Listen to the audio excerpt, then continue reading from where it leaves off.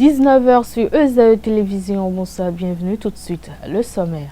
Le Conseil des ministres de ce mercredi 20 janvier 2021 a adopté le décret accordant l'autorisation de transport d'hydrocarbures à la société West African Oil Pipeline Company SA pour le projet de pipeline d'exportation Niger-Bénin, puis les décrets portant nomination des membres du conseil d'administration de l'Agence nationale des transports terrestres. Les détails dans un instant. L'opération de délivrance des formulaires de parrainage dans le cadre de la présidentielle d'avril prochain tire vers sa fin plus tôt que prévu. À suivre dans cette édition, le professeur Tahirou Diarra, assistant du président de la Sénat, qui fait le point des retraits de formulaires de parrainage à la Commission électorale nationale autonome.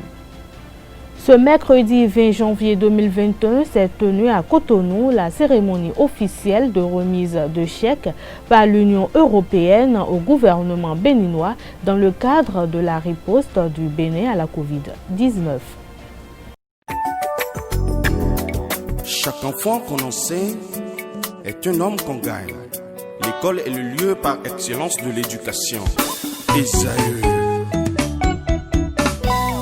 Étudiants, étudiantes, nouveaux bacheliers, parents d'élèves, une raison de plus pour choisir l'excellence. Et oui, bénéficier des demi-bourses et de réductions de scolarité à ESAE. Payer 250 000 au lieu de 500 000 en licence 1, 2 et 3 sciences juridiques, économiques, de gestion et en journalisme. Et pour les 100 premières inscriptions en administration des finances et administration générale, bénéficier d'une réduction et payer 400 000 au lieu de 500 000. En master 1 et 2, 500 000 au lieu de 800 000 en administration des affaires, 600 000 au lieu d'1 million en journalisme. Faites partie des 100 premiers inscrits en administration des finances et administration générale pour bénéficier de la réduction. Payez 800 000 au lieu d'1 million. À ESAE Cotonou et Parakou, la rentrée est effective. Le dossier d'inscription est disponible en téléchargement à l'adresse suivante www.esae.bj/ESAE 2019 ou renseignez-vous à ESAE Cotonou au 96 80 55 11 98 98 14 00 90 93 65 21 à ESAE Parakou au 96 68 16 14 97 77 51 47 à ESAE, l'épanouissement et le développement est au cœur de notre succès.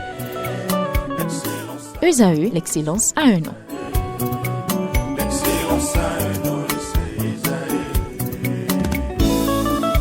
La rumba, c'est la musique des sages. Et ESAE, c'est l'école des sages.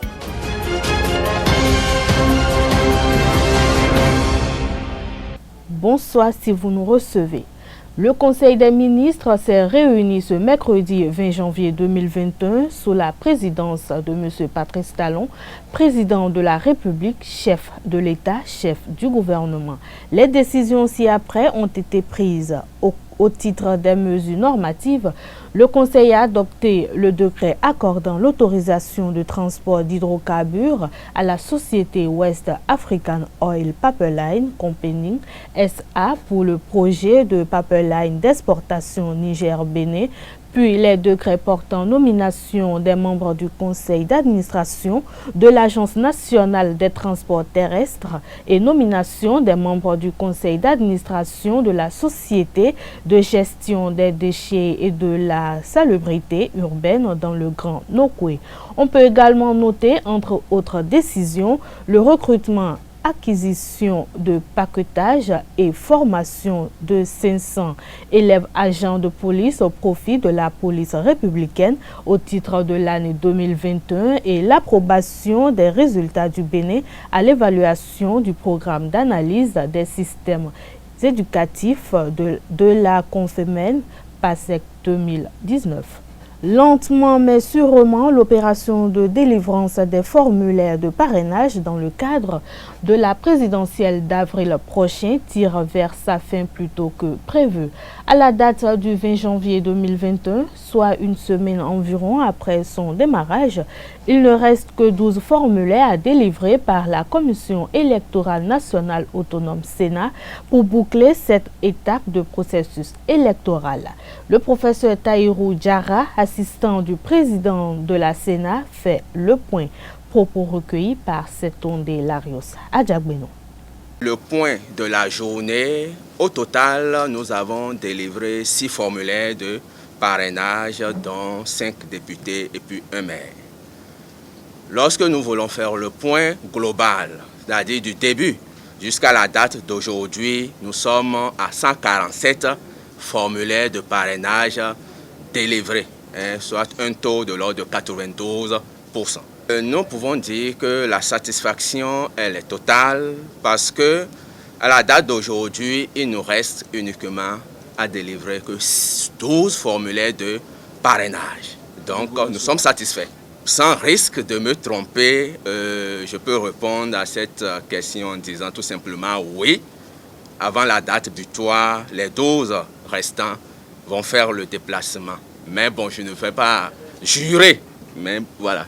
Après le retrait de son formulaire, Edmond Agua, député à l'Assemblée nationale, a entre autres exposé le bien fondé du parrainage dans une interview accordée aux médias présents.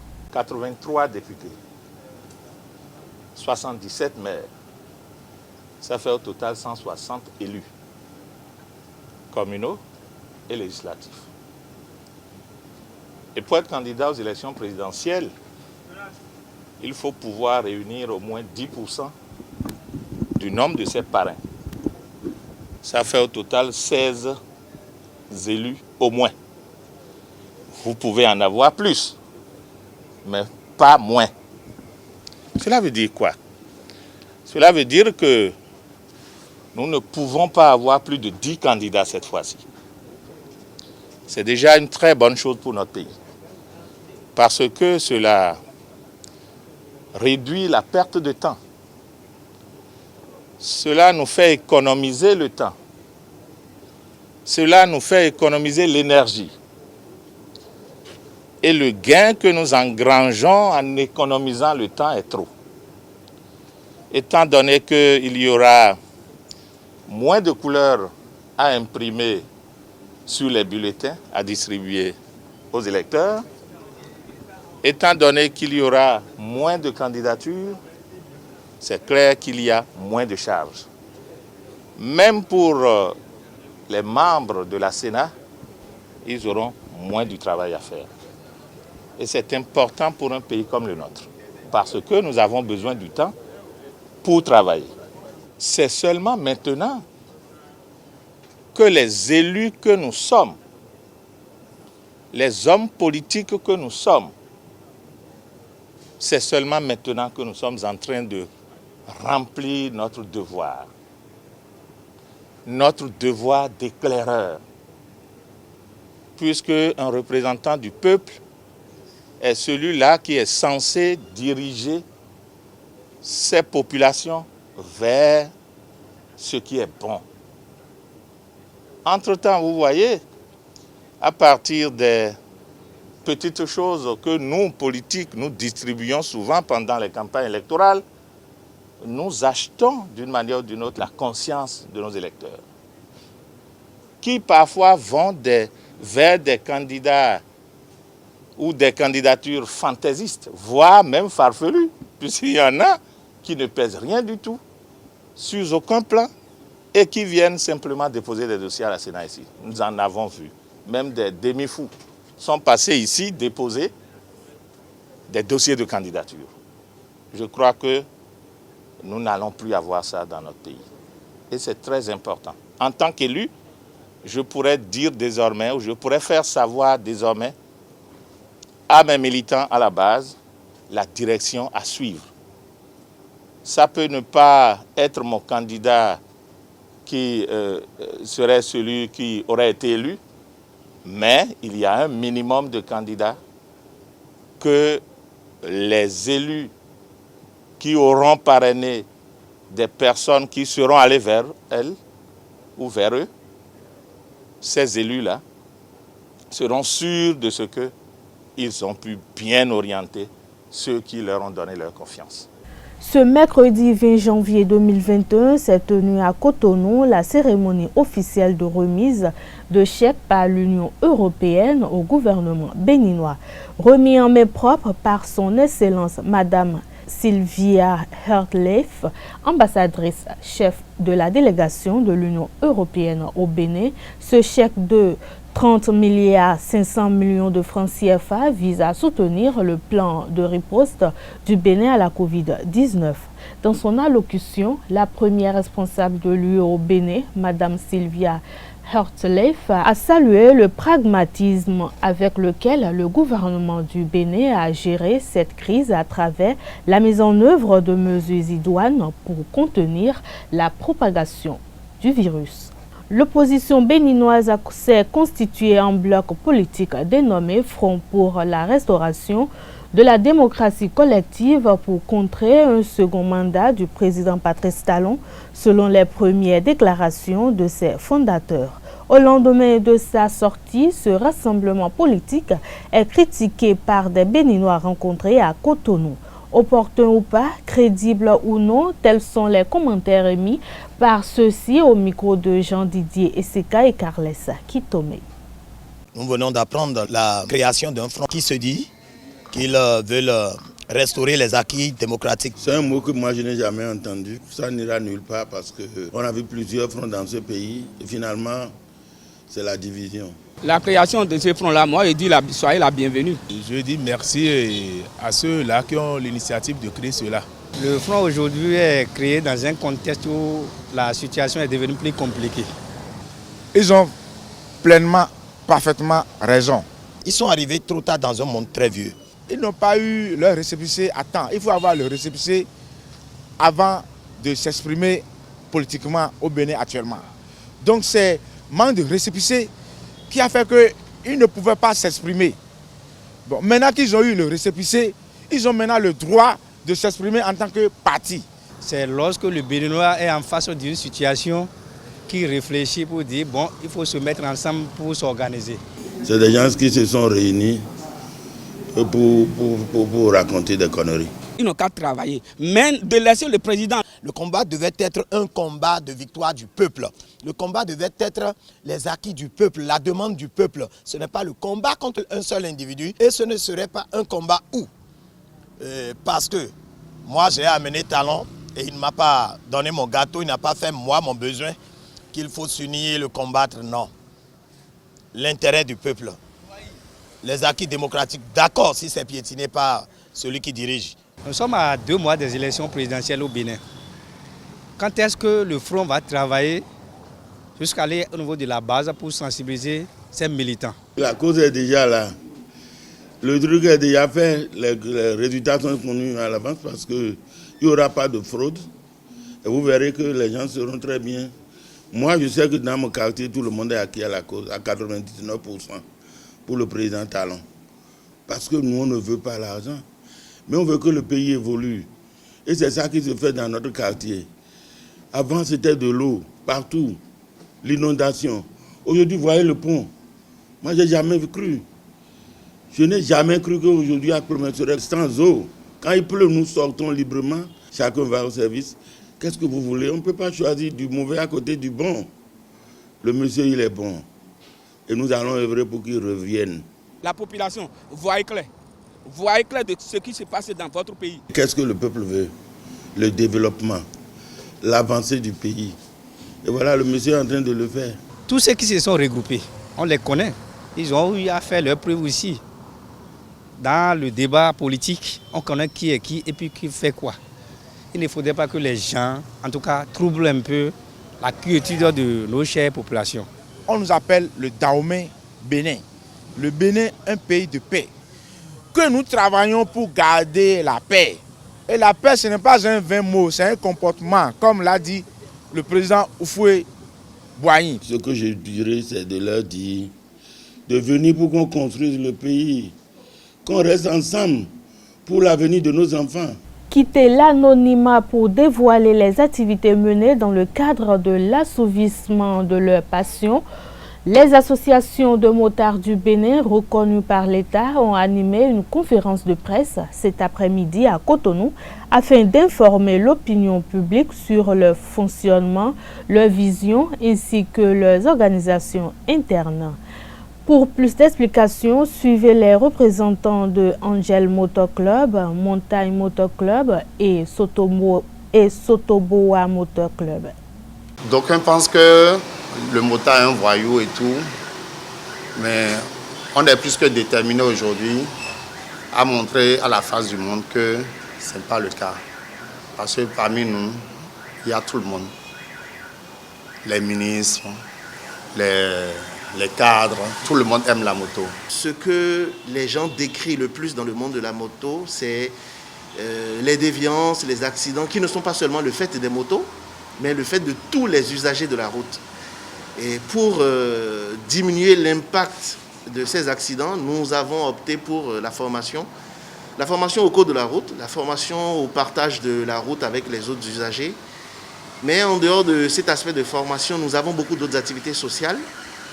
Nous avons récemment fait en fin d'année des dons dans des orphelinats et à l'endroit de certaines écoles où on a identifié des enfants qui étaient défavorisés.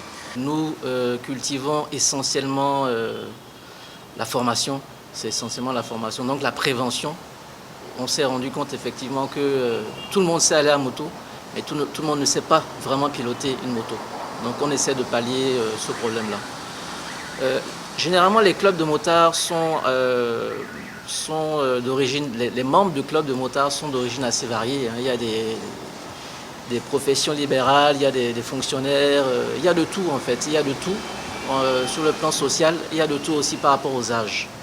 Donc ce ne sont pas que des jeunes voyous, au contraire, ce sont des jeunes responsables, sinon des personnes d'un certain âge qui veulent se détendre, qui font de la moto pour se détendre essentiellement.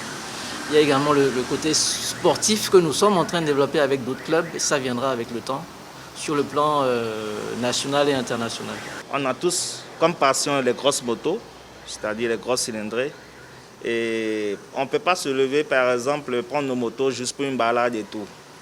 Dans le cadre du social, nous avons pu dire, bon, pour nos déplacements, pourquoi ne pas aller dans les orphelinats, les prisons, les écoles, les hôpitaux et autres personnes démunies dont nous pouvons apporter un sourire. Et ce club a plusieurs activités sociales. De façon mensuelle, nous faisons des dons. De façon trimestrielle, nous faisons des dons. Et puis de façon annuelle, nous avons une virée spéciale de virée Noël des motards.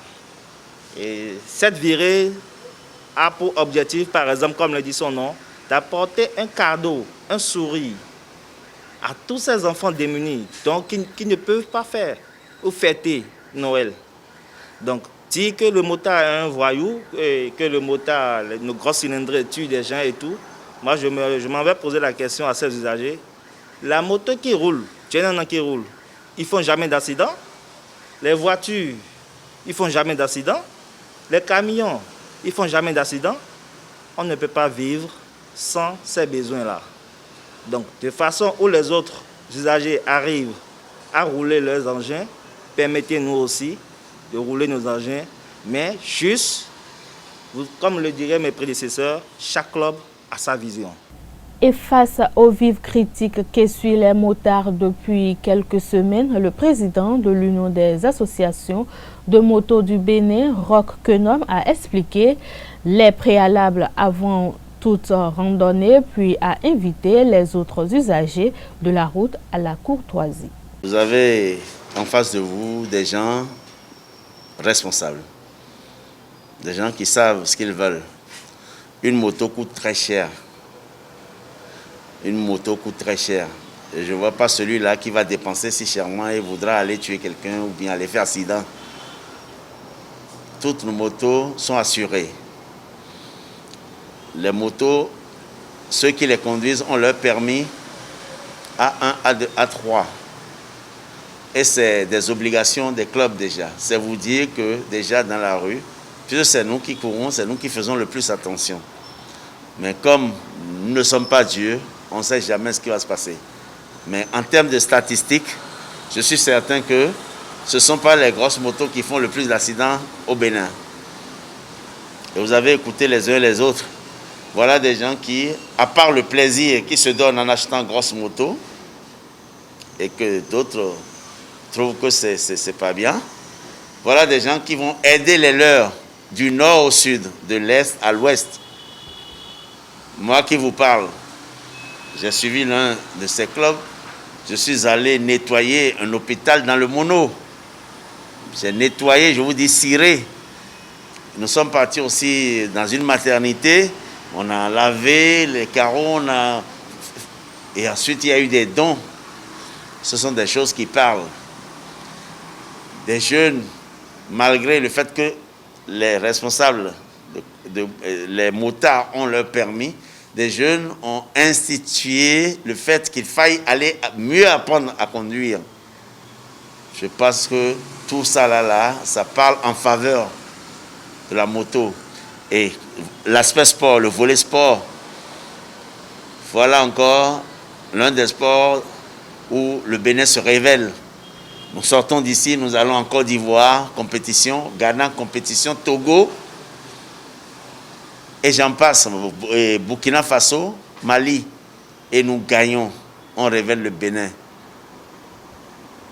Je crois que les gens devraient, n'est-ce pas, en prendre de la graine, savoir que tout ce qui peut révéler le pays, comme le dit si bien le président de la République, on devra, n'est-ce pas, nous y atteler. Cette responsabilité-là, elle est collective. Et heureusement, aujourd'hui, on nous fait des routes. Plus les routes sont larges, les piétons ont leur passage, les cyclistes et les grosses motos seront avec les gros véhicules parce qu'on nous dit d'aller parfois passer, n'est-ce pas, sur le passage cyclable, le trafic local. Or, les grosses motos, ça chauffe. Ce n'est pas fait pour rouler, n'est-ce pas, à du 10, 20, 40 à l'heure. C'est faux. En ville, c'est vrai, il ne faut pas filer, mais le moteur doit respirer. Ce sont des choses que les gens ne comprennent pas, mais qu'ils apprendront à connaître. Le Bénin, on ne peut pas développer un aspect et laisser un autre aspect. La participation des motards dans le monde béninois, je crois que cette participation-là contribuera à révéler encore le pays. Et c'est chaque Béninois qui sera fier de cela. Donc, motards, nous sommes tous, sauf des voyous. La baisse d'activité revendicatrice des organisations béninoises de la société civile en comparaison à leur forte activité entre 2011 et 2016 suscite des réflexions. Le silence qui caractérise cette branche de la vie politique à la veille de la présidentielle d'avril prochain a fait objet d'une communication au Café Média Plus du vendredi dernier. Le communicateur a souligné cet engagement des syndicats aux côtés des partis politiques avant 2016, un rapprochement qui hypothèque, selon l'avis des travailleurs, pour 2 décennies. Il a fait son exposé au micro de Carles Kitomi. Il y a dans tous les pays au monde francophones, il y a 2 types d'organisations. Je précise francophone. Parce que dans le monde anglophone, c'est une autre conception. Très bien. Dans le monde francophone, il y a 2 types d'organisations. Il y a des organisations partisanes et il y a des organisations non partisanes.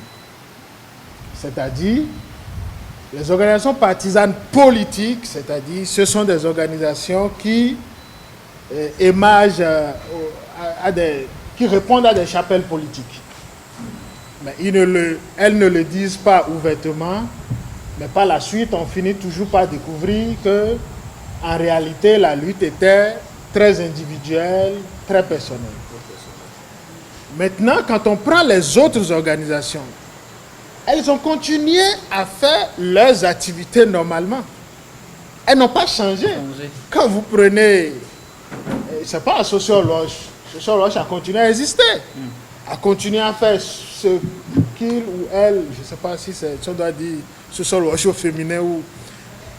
Voilà, ce que ce réseau a toujours fait, ils ont continué à le faire sans... Transparency International a continué, Amnesty a continué. Donc, le silence dont on parle, c'est de quel silence? Est-ce que c'était les griots qui, en temps ont eu ce qu'ils voulaient et se sont tus. Quand j'ai fait le partage de l'annonce. Oui, parce qu'il faut faire...